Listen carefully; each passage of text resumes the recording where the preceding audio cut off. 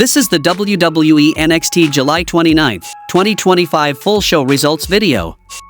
The show opens with the NXT roster filling the ring and ringside area for yet another 10-bell salute for Hulk Hogan.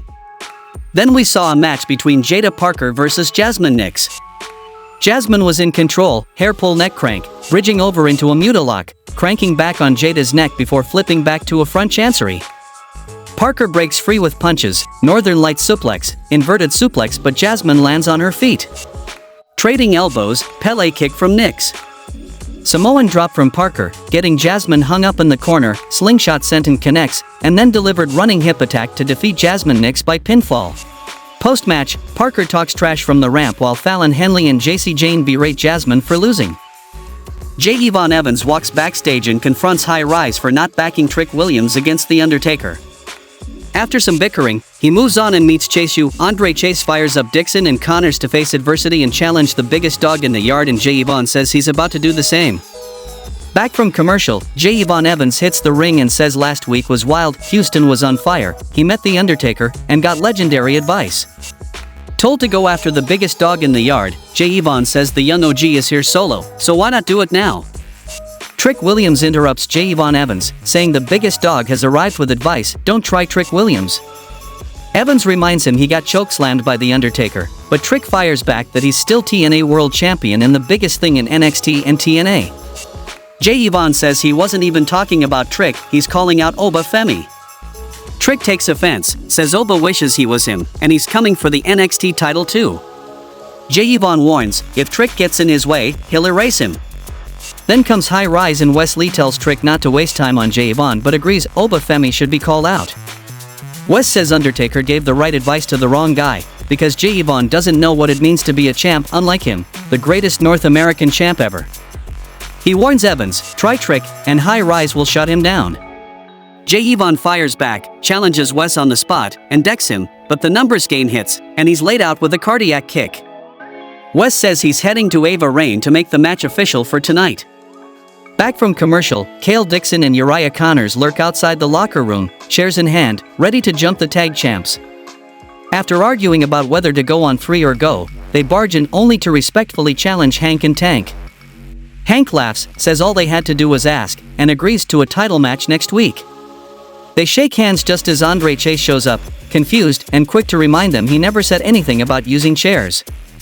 The next match happened between Charlie Dempsey versus Tavian Heights, and the result of this match was Tavian Heights won the match by pinfall with a belly-to-belly suplex, ensuring he's allowed to leave no quarter catch crew.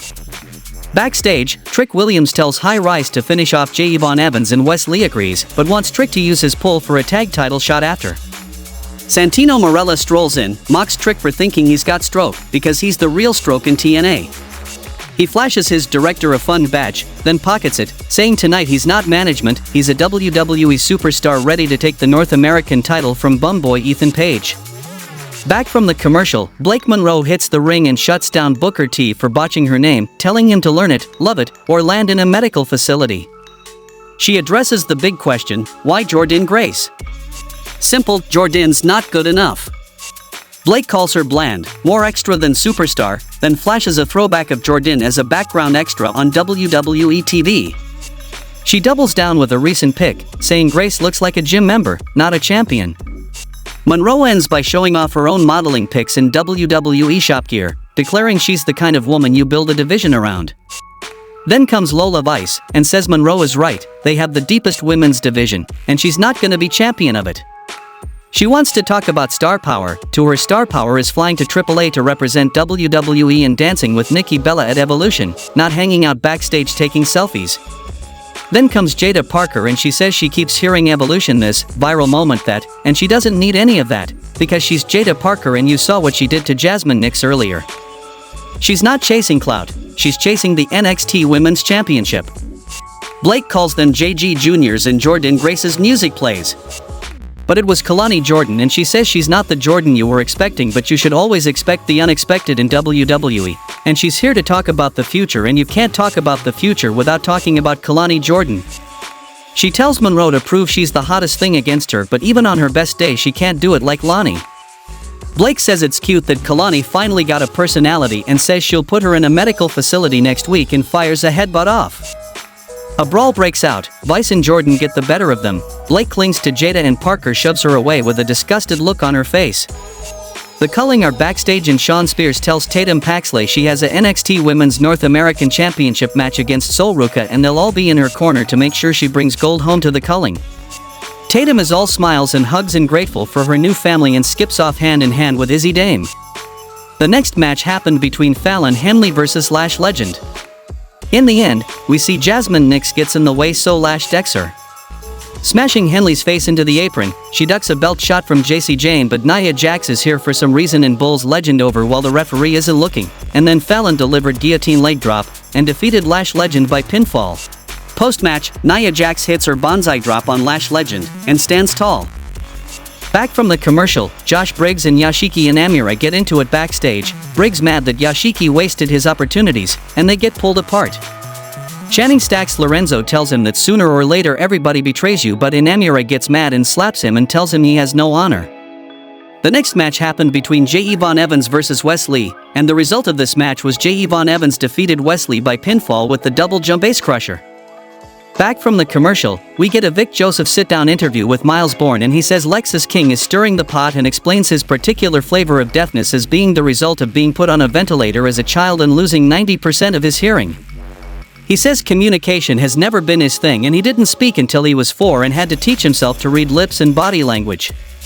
And further, you have to have fun with it and you can't let people like Lexis King bring you down, you gotta keep moving and blot them out.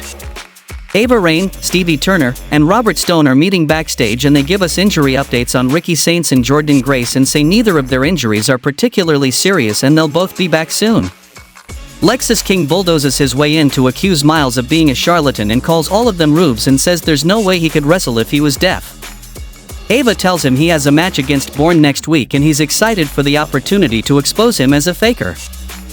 Back from the commercial, we get footage of Fatal Influence being interviewed and bickering among themselves on their way out of the arena.